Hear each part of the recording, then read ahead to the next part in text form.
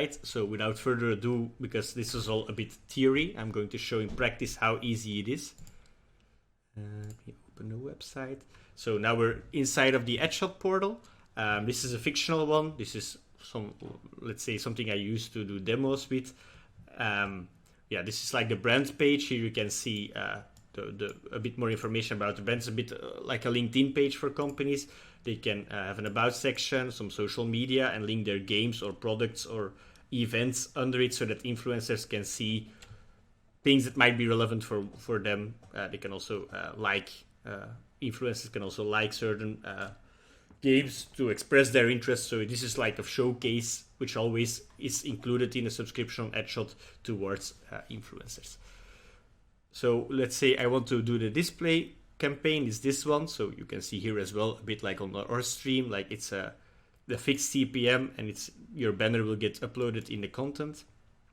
So you can choose, do you just want to do regular branding or do you want to promote a certain product? Let's say I want to promote a game, Space Invaders.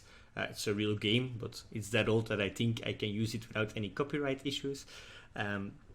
So first off, like I said, okay, this is what I want to do. I want to create a bannering campaign. What time should the banner become visible on the streamer's stream or channel? Well, let's say for the 14th, and it should take a duration. It's always a minimum duration of 2 weeks, so it should be run for 2 weeks in this example. And now we're going to upload a banner. Voila. So this is the advertisement. This is when it will appear on the influencer, and this is like a small mock-up, let's say, of how it will look. And here you can already determine, is this large enough? If you're really using small text, then of course it might be wiser to use a bit larger text. But you already get some kind of sense of how it will work.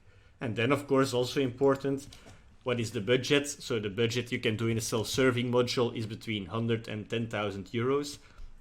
And here you will receive an amount of views that we estimate on how, let's say, based on the budget that you just entered.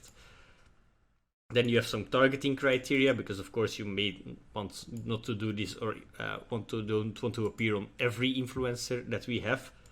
So what you can do is you can also deep dive in certain. This is especially more interesting, let's say, for gaming companies, but still might be also interesting for other companies, because we also work with tags.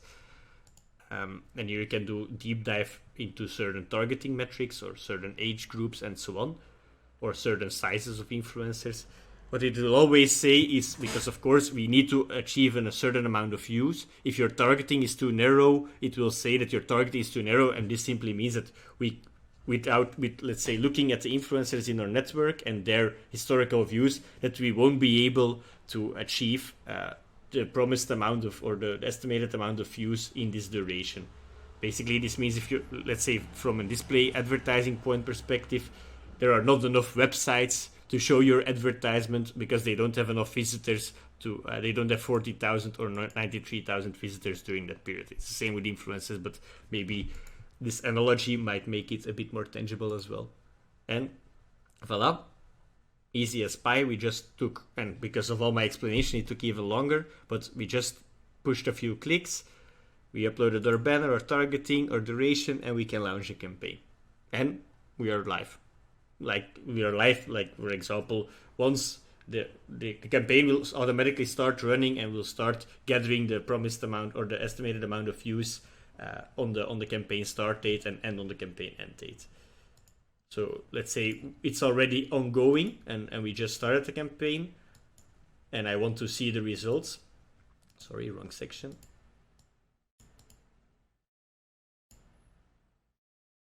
I need to find which kind of campaign is. Okay, here we are. You can really view it uploads and it changes in real time. So this data is real time. It's fictional data, so not of all makes they don't all make too much sense in comparison to each other. But let's say we promised a minimum amount of views of 200k. You will see how much you already achieved.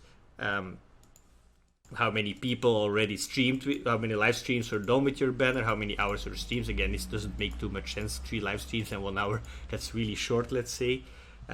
the average concurrent viewers. This means how many people are watching your banner at any given point during these streams, and then the total hours watched. How many hours did people watch the stream?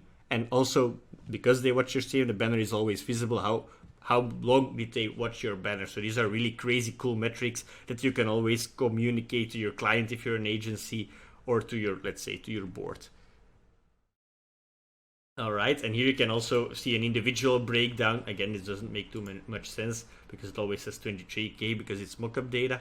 But here you can see a breakdown per influencer that you endorse or that is active in the campaign. You will also see some automatically generated screenshots that you can see. For example, it would take a screenshot right now at this given moment, and it would say, it would just display this here so that you can make sure that the banner is always visible. But as we automatically inject it, it's basically harder for an influencer to not show it than to show it.